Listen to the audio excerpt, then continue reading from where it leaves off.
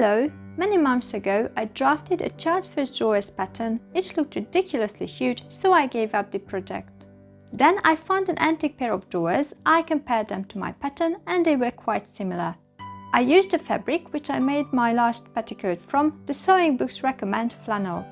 It took me 2 days to find the book I used to draft the pattern. It turned out to be the same as the one I drafted the yoke of before mentioned petticoat from.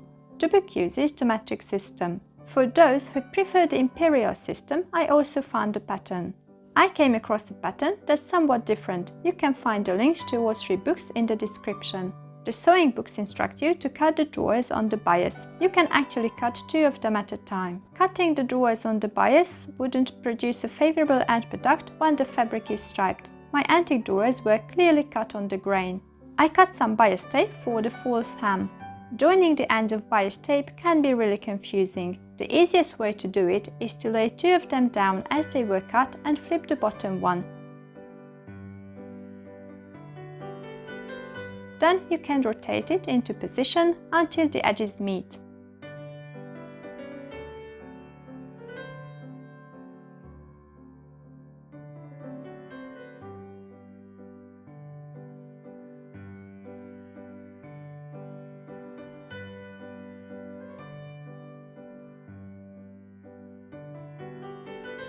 You can easily change the size of the allowance by moving the edge up or down.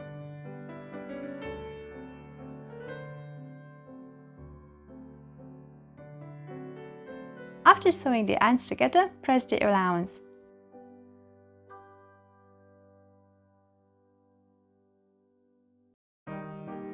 When folding the tape, this seam won't create much thickness.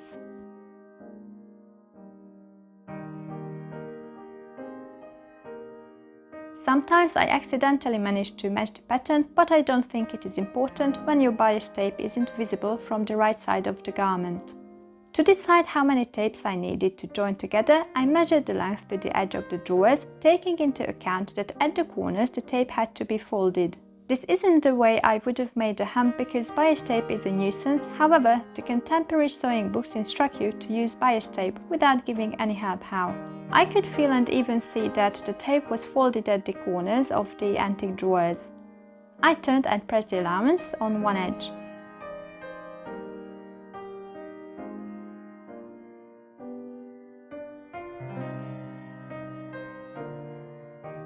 I basted the other edge along the edge of the drawers, except at the waist. Bias tape stretches awfully, but not enough to cover and lie flat on such a curve. Curved hems have 2 edges, where one of them is much longer than the other. I had to make tiny pleats so that my bias tape could follow the shape of the curve. I know from experience that you have to do this. I messed it up when I made my first attempt. I stitched all around using the running back stitch, where you alternate the running stitch and the back stitch. I did think I was crazy for not machine sewing it.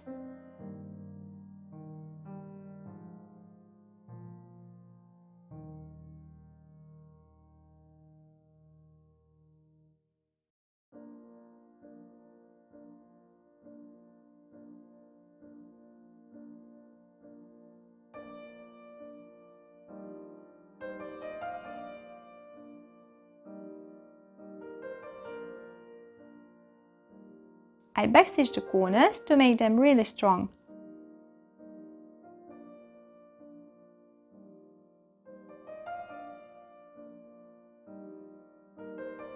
Having a seam at the corner is exactly what you want to avoid, but if you can't, don't worry.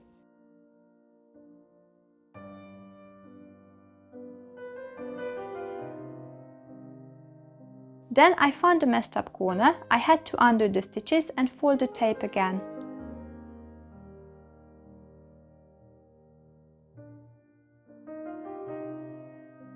You have to carefully match the edges.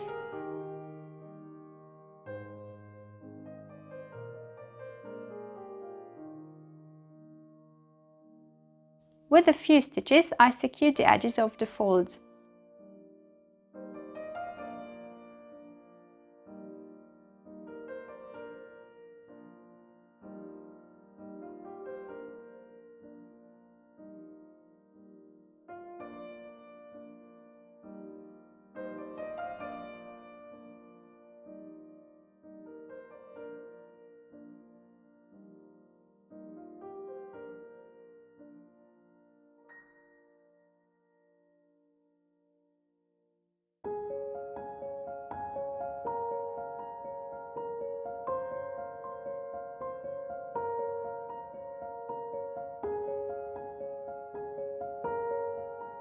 I clipped the corners, then I decided to trim the allowance short all around and cut off every bit possible to reduce the thickness.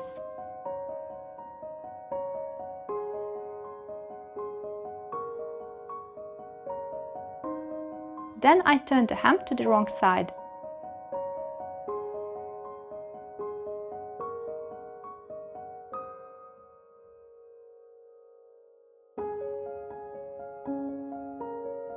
After pressing and basting the hem, I top stitched along the edge.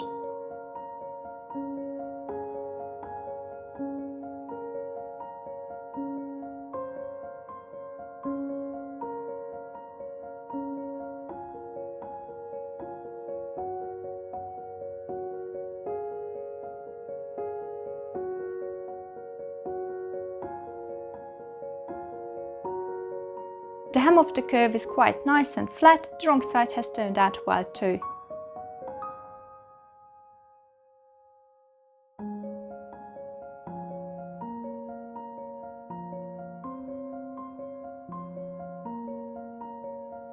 For the waistband, I cut the strip 54 cm long and 8 cm wide. I folded and pressed the band. I fitted the waist into the band by making little pleats. I didn't follow the instructions in the book, which tell you to use drawstrings in the back. No child will wear my drawers, so I kept it simple.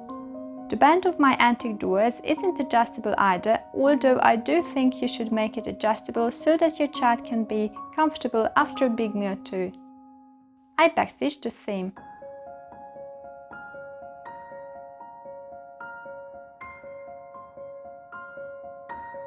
I cut the allowance short. I turned the other edge of the band, basted and stitched it into place.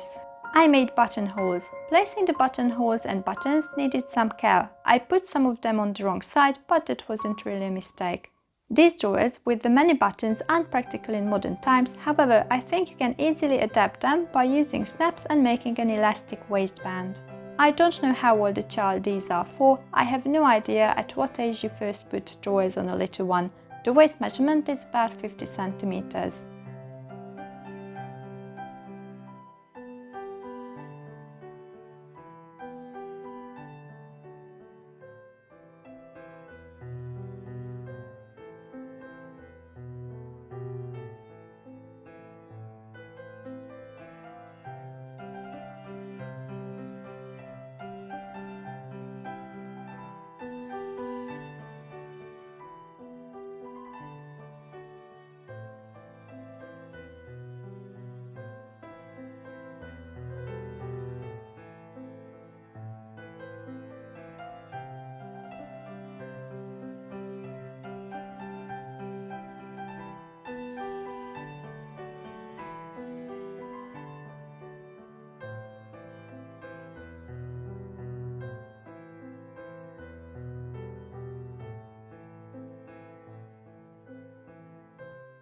These drawers and my antique ones button differently.